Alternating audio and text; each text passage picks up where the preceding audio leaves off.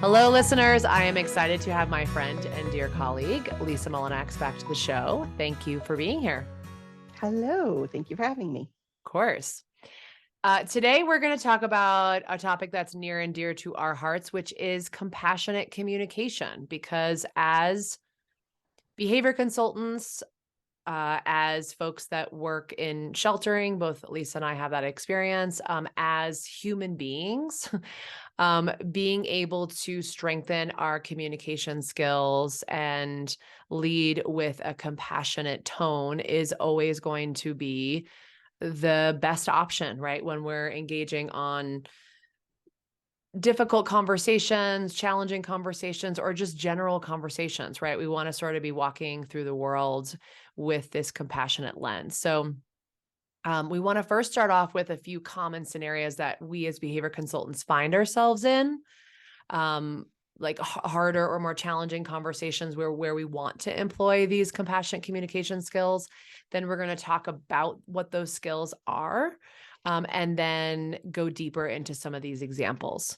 So, what are some of the common scenarios that we run into being behavior consultants that nobody told us about? Like nobody prepared us for this, FYI. Like this work is harder than you think. We walked into the industry armed with our cookies and Our clicker and treats. yes, And we're like, oh, rainbows and unicorns. Yes. This is harder. Okay. Yeah, I think there are a lot of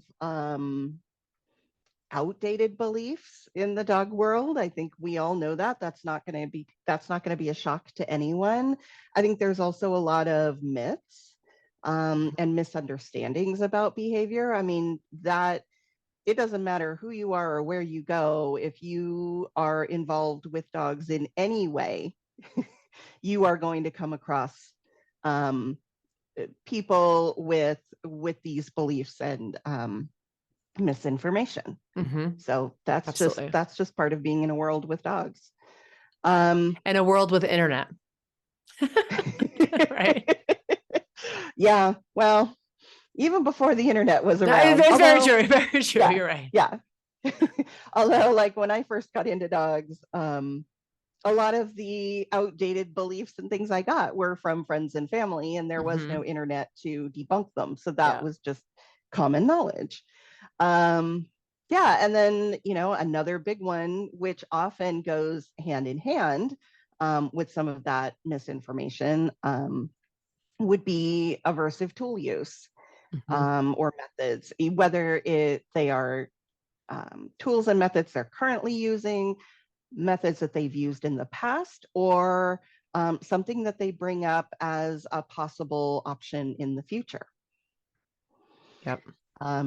And then the most difficult one as behavior consultants that we need to address, and we need to do it well, is when the subject of rehoming or euthanasia is brought up and navigating those conversations. Yeah. We're just diving right in. Those are three hard and necessary, like you said, conversations. And those conversations should be handled delicately with skill and with care, so that it's not an us versus them scenario. It is, we're trying to co-create solutions together and not come from a place of judgment or dictation or fill in the blank feelings or things that don't feel good or create harmony or like teamwork, really. So, right. Yeah. So let's talk about some of these skills that you and I think are pretty necessary to have these compassionate communication, or compassionate conversations. And just to preface this, we've not arrived. Like Lisa and I are not like compassionate communicator experts, right? Like, I find that I teach a lot of the stuff that I need to lean into or learn or remember or embody, right? That is a common theme that a lot of people do is that they're really attracted to something that they want to embody. And so we've not arrived to this place where we're experts, and yet we know and really try to lean in on how can I execute this skill or embody this skill in a better way. And then we're always looking to learn from these interactions on like what worked, what didn't work, what worked for this person versus that person, right? Like just really being curious about ourselves, knowing that like this is a work in progress and sort of a moving target, in my opinion. Would you agree with that? Absolutely. Absolutely. And, I think over 2 decades of conversations, difficult conversations, there are absolutely times I reflect back on and have those moments of cringe where I'm like, oh, Mm-hmm. Lisa, why did you feel the need to Yeah, jump in like that? And totally. I feel like in talking about these things and reflecting back, we can be reflecting back and seeing how we could do it differently, which is a part of our learning process. Um, and yeah, do I think I will ever be perfect at this? No, No. I'm human, and I'm, over 50, and I have decades of not having these skills. But I think that keeping these in mind before we enter into these conversations will help us be more compassionate, and by being more compassionate, we can actually be more effective. Yep, absolutely. Yeah. So the first skill that we wanted to talk about, which feels obvious, but is not like we're not so great at it sometimes, is listening. And I want to define different types of listening for our listeners. It's a lot of listening. Um, so there's level 1, 2, and 3 listening. And this is something that I have been working on through my coaching program, where level 1 is defined as you're listening to somebody or you're listening to something, right? But you're thinking about how it relates to you. So if I were to be thinking about, like if I were to be gathering a behavior history, I might, be asking the client a question and then they're answering, and then I'm sort of putting together the pieces and I'm thinking about how that's going to relate to our training plan, and I'm missing half of what she said because I have a question like lined up in the queue to fire off, and there's no shame about level 1 listening, but we miss some things when we do just level 1. And so that's For why there's sure. an invitation for level 2 and level 3. So level 2 is that you have the undivided attention of the, well, hold on. Sorry. So level 2 is that you have your undivided attention is entirely on the speaker and on the conversation. So you are putting aside, like you're consciously putting aside how this is going to impact you. So like I might be meeting with a client and then they say something and I'm like, oh, shoot, I didn't do A, B, and C for the training plan. Or like, I think she's upset with me because of D, E, and F. And gosh, I'm a bad behavior consultant. Like that would be level 1, like with a shame spiral, right? Right. I would have to consciously put that aside and then really drop in to just Right. listening to what that person is saying without assigning like meaning or attachment to it. Right. So level 2 is Sure. I'm really dropped in, and level 2 might result in like quiet moments after they stop speaking because you're really absorbing, which is so uncomfortable. Right. Like you Yeah. take a breath, right? And then you're like, okay, so what I heard is, right. And so level 2 is you're really dropped in. And then level 3 is that you're completely focused on the person, but with a wider focus. So you hear more than what the words that they're saying. You pick up on their tone, their body language, like what they're saying, what they're not saying, like hesitations. Like you're so immersed in listening that you're like put aside how it relates to you and you're paying attention to the words of the client or the other person, and all of the things that are going on within their body language and within the room. Like level 3 listening is like you notice that the client, their energy has dropped. Like you might have done an exercise and you had to give them a lot of support and you had to coach them, and then now all of a sudden their energy has dropped and they appear to be defeated. Like that's level 3 listening, being really aware of like what else might be present in the room that is not being spoken. And just a side note on that to your listeners, to your neurodivergent listeners. Oh, love that you brought that up. My neurodivergent people, both of these are hard. These are really hard.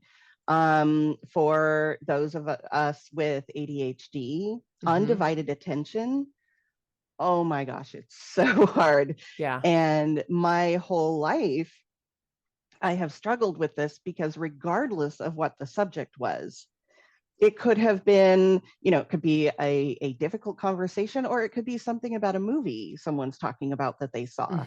My brain is already thinking about 5 things that I want to say about it, but I can't interrupt them. And so I'm trying to remember what those things are and waiting for them to finish talking so then I can share those. Right. Like, is there a fear that you're going to forget? Yes. Yeah. Yes. And, so it is a struggle, but it is a skill that can be built. Sure. Knowing that that's like recognizing that that's what I'm doing. If I'm talking to a client, I will try and just very quickly jot down a couple keywords on my paper to help me remember, and then I can just stop and listen. And then if I want to come back to those, I can. So just recognizing that that's a challenge for me and being aware of it so that I can build that as a skill. Yeah. I am capable of that.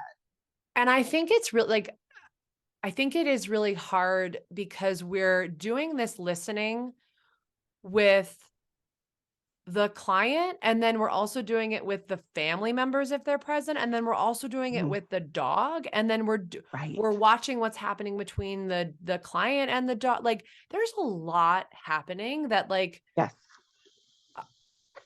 I like, again, we are never going to arrive to being perfect at these skills, but there are some sessions that I walk into that I'm like, whoa, I was so stimulated in that session. I don't think I even dropped into level 2 or level 3, like, or maybe I did reference or see something in level 3 or feel something in level 3, but I can't articulate it because there was so much stimulation that was going on during the session. Right. Like, or I could have been hungry during the session, or I could have been, right? Like just these simple things that are going to throw off our capability, and not to shame ourselves, and to just like know that, like you said, we're human beings, we're messy. And sometimes we're going to feel like, oh, like I just nailed that. I felt really present in that session. And sometimes we might not. Absolutely. And the level 3 for folks who are on the autism spectrum, they can really struggle with reading body language and tone. And that's a skill that also has to be built up. And, I think we are learning there are more neurodivergent people in the world than we realize. Yeah. And so this is one that sometimes I know I'll recognize body language or tone and not always know what to do about it. And so internally I get anxious and I just like push forward and try and, communicate a little more assertively or confidently. Right. So, just this first skill is challenging, right? And it's really challenging. Yeah, it's almost like I notice when you just gave that example, it reminded me that I noticed that when I start talking more, like something's going on within me where I'm feeling like inadequate or less than, and then I'll just like be filling the space with a bunch of words. Like it's sort of like a nervous reaction. Then I'm like, Yeah. woo, okay, hold on. Take a breath and like pause for a second and like listen to what the person's saying. Like you don't need to fill the space. Right. Which again, I think a really healthy, not healthy, I think a really skilled listener doesn't fill the space right away. Like because they are processing what's happening, whether they're listening well or because they need that time to process whatever it is. But I do think that like, if I'm filling the space, I'm not listening that well, I guess Right. is like a bottom line for me. Like it's an awareness for me. Like, ooh, what's happening for me? Right. Feeling frantic. And I feel like just in our society now, that's a piece, you know, that pause and that silence, that's a piece that very few people are skilled at. Mm-hmm. Right. Yep. But when we meet them, we are always so appreciative of those people. Right. Like, Yes. Yes. And the conditions have to be as such. Like I just came back from a trip to Hawaii and my best friend came to meet me, and outside of you, Lisa, of course. And I had a moment where I was like, ooh, that was not good. And so my best friend came to meet me, and my best friend and I would say like we're really self-aware. We do the work on ourselves, and we had to have a hard conversation, a challenging conversation. The amount, and it was beautiful because it was hard, but it was beautiful the way we handled it because we paused a lot. Like I would be like, okay, a lot is coming up for me right now. I want to fire off these things, and yet they're not going to be helpful in this conversation. It's just my ego talking or my shamer talking. And I would just like, I would say, hey, listen, I need to pause for a few minutes. Let me take a breath. And she's like, whoa, like that's huge that you're doing that right now. And I was like, yeah, because what's going to come out, it's like not helpful or loving and supportive of our relationship. Right. And so, right. but that was so hard for me to do. Right. Like it is hard to, like you said, pause. We're so reactive. We're moving so fast all the time. Yeah. That pausing is really like you said, like a cultivated skill. Like you need to have a conscious effort to want to do that. And did you find, especially, you know, in the early days of our career, not only are we armed with our treats and our clickers, we have all of these tidbits of information. Oh, totally. There's got to be a name And for this. oh my gosh, When you like learn I'm sure something new there and you is. become a preacher about it. Like Oh, yes. there has to be a name for that. Listeners, if you know, like please DM me or something, because like I'm sure there is a name for that, because then you do get like preachy about it. Right. Right. And there are so many times that yes, it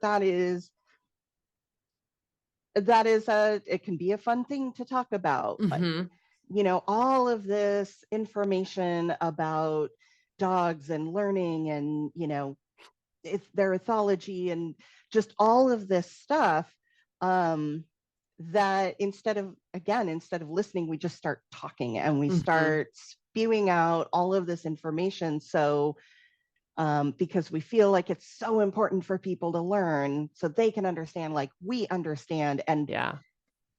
and we stop listening because we're Yeah. just Because we're spewing. talking.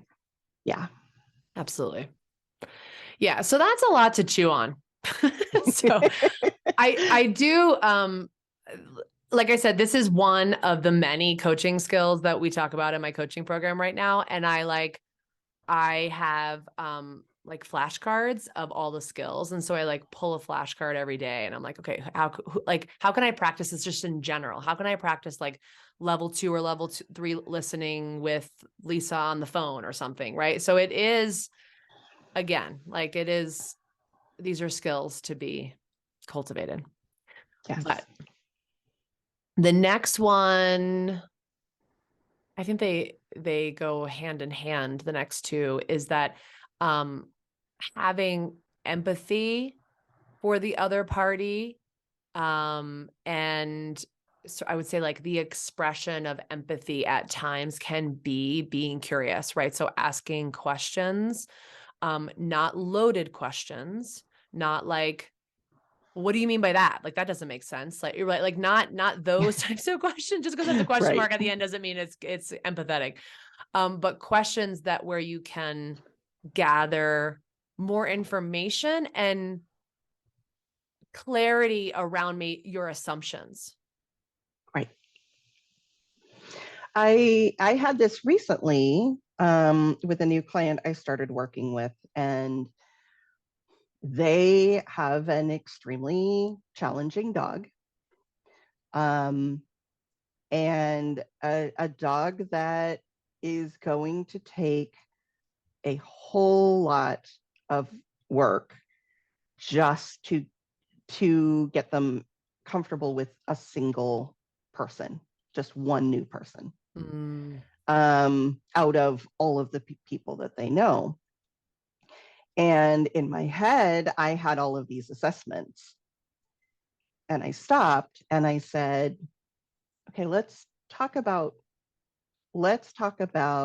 goals. Mm-hmm. What are your goals? Because I sometimes think we go into these situations going, oh my gosh, these people are going to want to have friends over and family over, and they're going to want to go on trips, and they're going to want to do these things and take this dog, and they want this dog to be friendly, and he's not a friendly dog. And, that's what my brain is saying. Totally. And I stopped myself and just asked, what is your goal? And they said, if we can just get him comfortable with one friend who can watch him so we can travel, that would be fantastic. And by stopping and asking that question instead of assuming what they wanted, oh my gosh, like it felt so much more workable and realistic. And now I could tailor that program specifically for their needs. Yeah.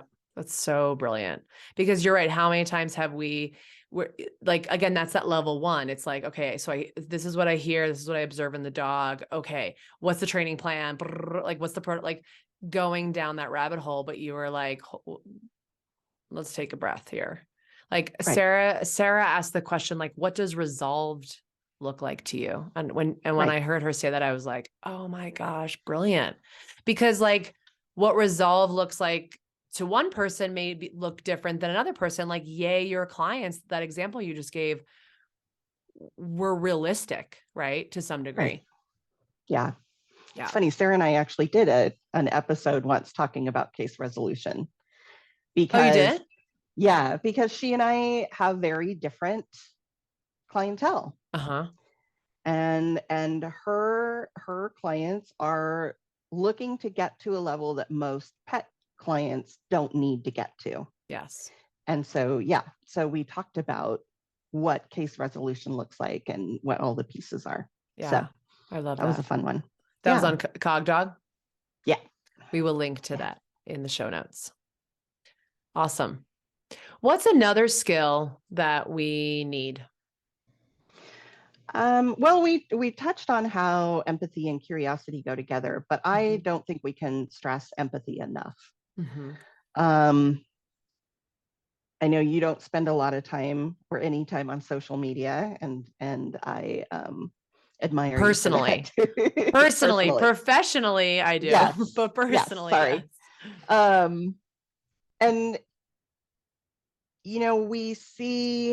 I see on social media a lot of colleagues who I know are wonderful behavior consultants and compassionate people, and they go on social media and they start venting about clients or dog owners as a group, right? So often average dog owner is thrown out as almost a slur, right? It's yeah. The average owner. And I find that, yes, I went through that during my career, at certain stages, right? People not being compliant with my instructions and right, and making poor decisions. But the longer I've been doing this and working in shelters, like, yes, there are some irresponsible, neglectful, callous people out there. But the majority of people get a dog with this idea of having this companion and living their life with their dog in a certain way. And when something happens that interrupts that, and they have to make difficult decisions, whether it's returning a recently adopted dog to the shelter or, you know, making a difficult rehoming or euthanasia decision, that is the hardest thing to do as a pet owner, to end that relationship with your dog in some way. And just recognizing that this is not something, regardless of what you're seeing outside, because I can certainly put up a wall and not look like I'm feeling anything. You know, I think empathizing with them, and even if it's not ending the relationship with the dog in some way, even if it's just all of the changes they have made to their life to accommodate a dog with a challenging behavior, the things they've given up. Maybe they were avid hikers and they used to hike all the time with their previous dog and now they can't. Maybe they used to host dinner parties before and now they can't have anyone over. You know, that's a complete life change. It's a loss. That they are doing. It's a total loss. And so when that person is then considering, let's say, an aversive tool, because this behavior is having such a huge impact on their life, and they're being bombarded with all this messaging and advertising that there is a tool they can buy off the shelf that will fix that problem, having empathy for why they're feeling like that's a solution. I can't stress that enough. And, you know, my empathy also comes from being a person who has, you know, used those tools in the past for those reasons, who has considered that. And, you know, we're going to talk about that in a little bit, but I don't think we have to have been that person to have empathy when we're having these conversations. Sure, because you know, and this is another skill because that ties into this, like it all goes back to some unmet need, right? Like, yes, the client has a need. They have a need to gain something or get away from something, right? Like they want to gain access to hiking or freedom, right? They want to move away from not feeling safe, right? If they want to put a shock collar on the dog or a prong collar on the dog that's pulling or whatever, or reacting, right? So they're trying to get their needs met, and it's not really up to us to say whether or not their need is appropriate, and it's not really up to us to say how they're fulfilling it is appropriate. We can just guide them and say, like, okay, so what I'm hearing is that this might be your need, right? Like, this is where the curiosity comes in. Like, what is it that you're like longing for in this moment?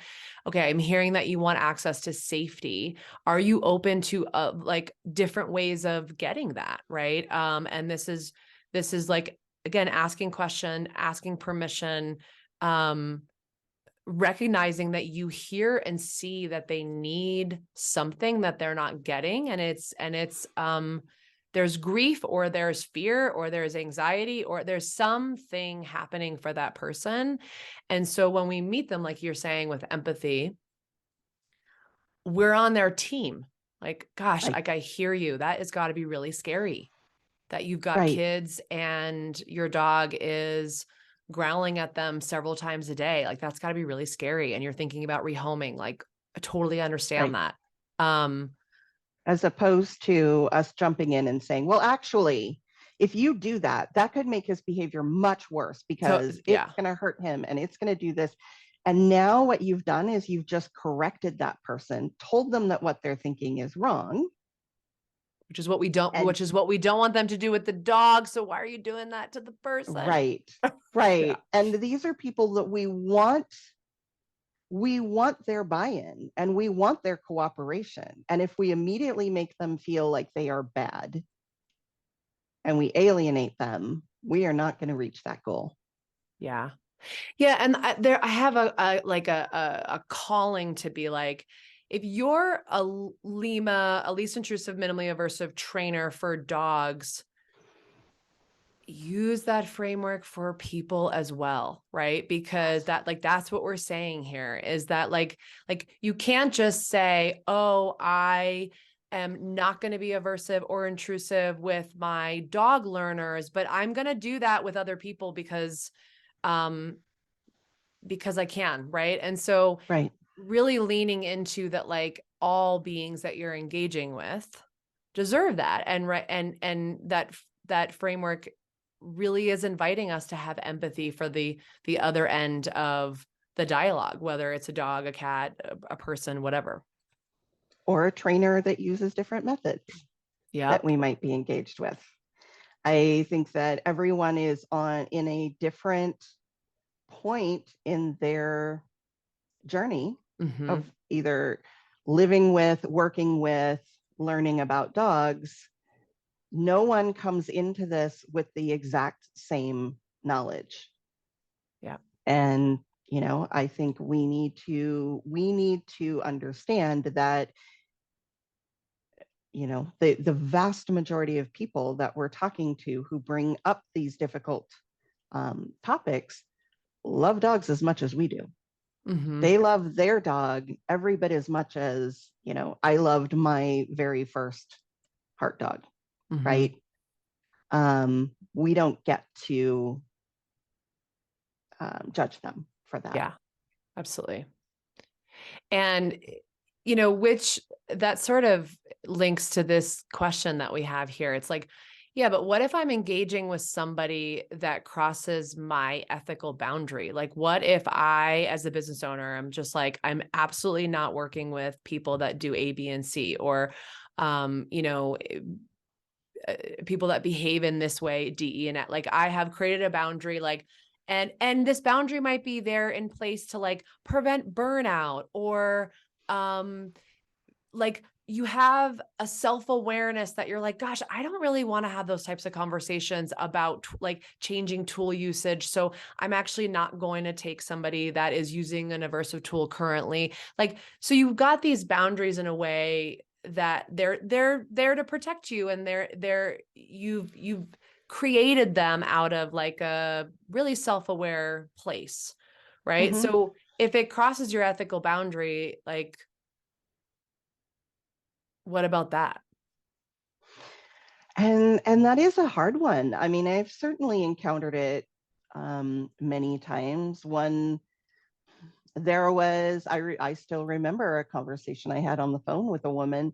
She wanted help training her dog, but the dog lived outside 100% of the time. And that for me was a boundary that I didn't want to cross.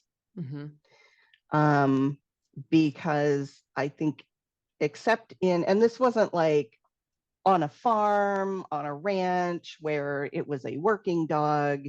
This was a dog that was a companion dog, but just the only interaction was when the person went outside. And that for me was a boundary that I didn't want to cross. Yeah. Partly because of the burnout, because I knew that my success in helping this person was going to be very low. Because yes, she might go out and spend an hour a day total with that dog, walking them, training them, doing that kind of thing. And let's say it was even 3 hours a day. There are 20 hours a day that the dog was going to be alone in the yard. Yeah. But that didn't mean that I needed to tell her those things. Sure. And I'm not saying I communicated this in the best way, but I did try to communicate why I was not the right fit for her and her dog, and try to direct her towards resources that she could start with. Yeah. So yeah, I was protecting myself from the burnout because I knew that was going to be a difficult case, but I didn't need to judge her or lecture her about it. Yeah.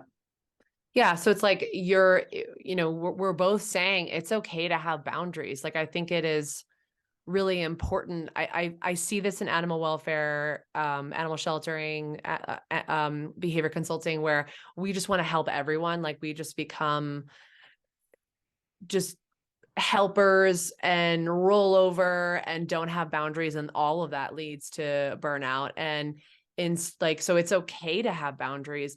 I think it's what we're inviting folks to do is, execute them in a kind way. Right. Right. And it's interesting because and this has been my personal experience, if you are a person where you didn't have boundaries, right, and they get crossed all the time, you can build up a lot of resentment, right, in terms of, like, I resent my clients, I resent myself because I'm not keeping the schedule I need. Like, the other day I was like, Marissa, you're the boss. Like, like you make your schedule. Like, you are the only one to blame here, right? Right. If you can build up that level of resentment. And then I see this thing where people overcorrect, and then they're like, put up a really big wall, like Right. a really big, like, yeah, it's a wall. It's just, it like, well, this is my boundary now. And then, and it's like, ooh, like, both feel like they are on the opposite ends of the spectrum of health, right? Like, Right. they're the opposite behavior of the other one. And I think that there's some more balance placed in the middle. That's a little bit more fluid and nebulous. And there's not a wall, or you're not just getting steamrolled. But that is like, I mean, that's something I work on every day, and will every day of my life, right? Because being in touch with our needs and our boundaries is a really challenging thing. We're not taught And this stuff. how much do we see that in the shelter world? Oh my gosh. Like, and then everybody's resentful, like everybody, and Yes. because there's so much, like, I think this is like circles back to what we talked about in the beginning of the conversation, where I like jokingly but totally serious, like, the work we do in sheltering or behavior consulting, like, this shit is hard. Oh my This gosh. shit is Yeah. so emotionally draining and hard. And especially in sheltering, we're dealing with secondary trauma, and you're putting out fires all the time. Like, who has time to look at my own needs and do self-care? And so there's a lot of challenge in that profession. Sure. And there is a never-ending flow of animals that that require care, and inevitably shelters carry a minimal amount of staff. Yeah. And so there's always more to do. There's always justification for working an extra 20 hours in your week when you've already worked 40, right? And you do it and it feels good until the first time something goes wrong, and then the resentment kicks in. Yeah. Right. Yeah. So yes, boundaries are good. But yeah, we don't need to be harsh about them. We can set them and execute them in kind ways. And I think that, another skill that I'd love for us to talk about is, like, echoing back to the other party, like, what you think you heard, right? Because there's so many times where I echo something back and I am like way off, to the point where I'm like, where was I just like the last 5 minutes that I got this so wrong? Like, how did I read this so wrong? But again, we've got our own learning history. We got our own experiences. We're bringing all that into this conversation. So like, of course I might get it wrong. Right. But it's the opportunity then for the client to go, actually, no, that's not what I was saying. What I was saying is this. Right. And then we can have a more like conscious conversation, right? Like it's more aware. I had something like that come up recently with a client that I got there. We signed all the paperwork and, did all the stuff and started. And then halfway through the session, they said, I didn't realize that this training was going to use so many treats. Mm. And, the places that my mind went in terms of what this person, and having to stop in that moment, first getting curious, right? And then, but also reframing or echoing back, like you said, okay, I hear your hesitation that you don't want to use traits. And so tell me a little bit more about that. Tell me what that is, where that's coming from. Is it about using rewards specifically? Is it about using food as rewards? What other, does he really like play? Does he play tug? Like, let's explore. And so I think we were able to get to a mutual understanding of why we were using food and how we could incorporate other rewards. But yes, what I heard immediately was, I don't want to use positive reinforcement. Right. Totally. Yeah. And also like, this isn't going to work. Like my mind went to like, oh, this is going to be a hard rub between us. Like just the assumptions, right, around what this is going to look like, or. Right. Yeah. Right. Love that you are. So I'm hearing the hesitation, right? That's the level 3 listening, which is great. Like noticing the hesitation, say more about that. Right.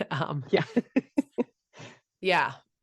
So, I mean, we could go on and on about skills, right? But there's a lot of skills, but we felt like these were some of the common ones that we use with, I mean, just people in general, but again, with our clients, when we are having these harder conversations around like methods or outdated beliefs or aversive tool use, or like Lisa said, like the hardest conversations about rehoming and possible behavioral euthanasia. So any other examples that you have? Because I'd love for our listeners to like see this sort of rooted in action. Like there was a story you told me about how one trainer, when you were a baby trainer, how your mentor like really approached you with this compassionate lens. So share a little bit about that. Yeah, that was amazing. So yes, I was a baby trainer. And I had gotten my first dog as a trainer. That first one, you have such high goals. And it turned out that Parker was quite the critter chaser. And as a baby trainer, I did a crap job of managing that. And so he'd had a whole lot of opportunities to get away from me while I was teaching classes and chase critters. Hilarious. He had a blast, I'm sure.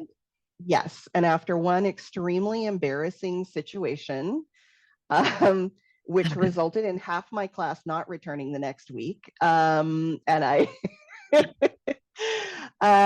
love the vulnerability. Yeah. I hit that. It was that moment of like shame, and I was mortified, and I was vulnerable, and my ego, all of those these things. Ugh. Yeah. And so I was having lunch with another trainer. Was not a mentor at the time, but someone I had a lot of respect for. And she was a trainer that I knew came from a background of using aversives prior to becoming a positive trainer. And I was sitting down at lunch with her and I was recounting what had happened. And I said, I'm really thinking about getting a remote collar. I can't think of any other way to stop this behavior. And I only brought it up to her because I knew she had experience using aversive tools. So she felt like a safer person to begin with. Sure. And she even back then was highly, highly skilled positive trainer. She didn't jump into, this is why you shouldn't do that. That's going to be a problem. Here's all the ways that could go wrong. She just listened to me and she said, okay, let's talk about what you've tried so far. And I just love that. Right. And we went down the list. And then she would ask, okay, have you ever tried this? Have you tried this? Right. And we talked about some of those, and there were some pieces that I'm like, oh, right. I hadn't even thought of that. And she said, honestly, that's where I would go first. And I have seen some cases where dogs, in the middle of chasing a critter, if they felt the stimulation from the shock collar, would panic and bolt the wrong way. She said, so if it were me, I would try these other things first. She wasn't saying, don't do it, you're a bad person. Totally. Right? She just said, look, here's all these pieces that you haven't tried yet. Let's explore that. And, she was right? It was, again, as it also often is, about management, about, coming up with a better plan to prevent these things from happening. And, and that's what we did. Had she instead jumped into well, actually, that's going to be a problem, I wouldn't do that if I were you. Right. I would have. I'm already like, ugh, bad. Like I wasn't even in the conversation, and I'm already like, oh. But how often do we do that? How, especially as baby trainers, how often did I do that to people? Right. Well, actually, no, that's not true.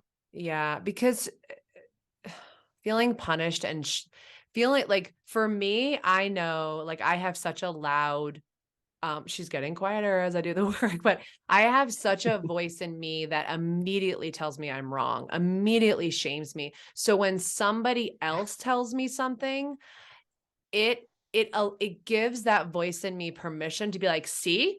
And it's like, so it is, I don't hear anything else that is happening when that gets activated in me. Right. And so Right.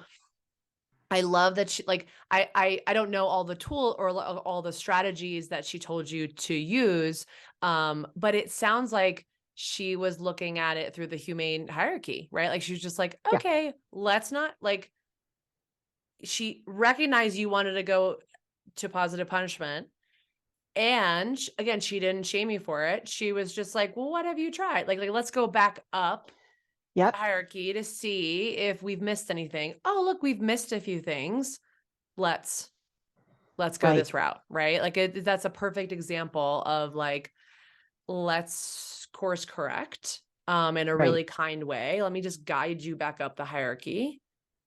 And let's see, does that feel good? Do you want to try that? Like, what are your thoughts? And she did it in such a casual way. It took me years to recognize. Yeah, it sounds it. Like it was really skilled. Yes. And I can just hear it right now, like a listener being like, wait, but what about the yeah, but clients, right? The clients that are like, well, yeah, I tried that, but this doesn't work, or yeah, but, or whatever. And I don't know, what would you say to them? Like when you have that yeah, but client that's just really hesitant. I mean, I think it goes back to getting curious. Yeah, but I tried that. Okay. Yeah. Tell me about that. What does that look like? Because they think they've tried it. But maybe what they're picturing is different than what you have in mind. Absolutely. Yeah. And it's sort of like, yeah, say more about what you've tried. And it's like, are you open to like reworking what you've tried for like, I don't know where I heard this first, but there is something that I love about giving clients like a time frame. Are you open to working on that for like 5 days? And like, let's just getting some data about that. We might need to make it longer, but that feels so doable for clients so that they're not feeling like the whole plan is hinged upon this one technique that they really didn't have like buy-in in the beginning. You know what I mean? So that offering them choice in there is really critical as well. I like that. And I try to really make sure my clients know I want them to contact me before our next appointment if it's not working. Absolutely. Like I make it very clear. I don't want to wait until, I see you in 1 or 2 weeks and you're struggling the whole time, because there's adjustments we can always make. Yeah. Right. And I think that's part of that, and making sure they understand it's collaborative, and I'm here not to dictate to them, but to come up with a plan that works. Okay, so just to recap for our listeners, some of the skills that we talked about today are level 1, 2, and 3 listening, curiosity, empathy, understanding your needs and the client's needs, and then echoing back what you heard so that you're not operating from assumption. Anything else you want to say about skills or compassionate communication? I think I would add that this doesn't just apply to clients. I think as pet owners, we frequently have friends and family who will come to us with some of these issues. Yep. And so you don't have to be a behavior consultant to use these skills. I think if you're practicing them with anyone you're talking to in person or online, we could all benefit from this. And the ultimate goal is the animal's welfare. And so if we can't communicate effectively, in the long run, welfare could suffer. Yeah, absolutely. I love that you brought that up in terms of, paralleling it to other relationships as well. And also bringing the online piece, right? Because that's where we can be really reactive, not pausing, and create a lot of chaos, like internally, like in our own systems, and through friendship or engagement, right? It can be really chaotic. Yeah. Hence the reason why I'm not on social for my personal life. Yeah. Just fun stuff on Instagram. Check me out at Paws Reward on Instagram. Check out my cute baby Peru. Yes. Well, thank you, Lisa, so much for being here and for talking about this really important topic. And always love connecting with you. Same. Yeah. Samesies. Thank you.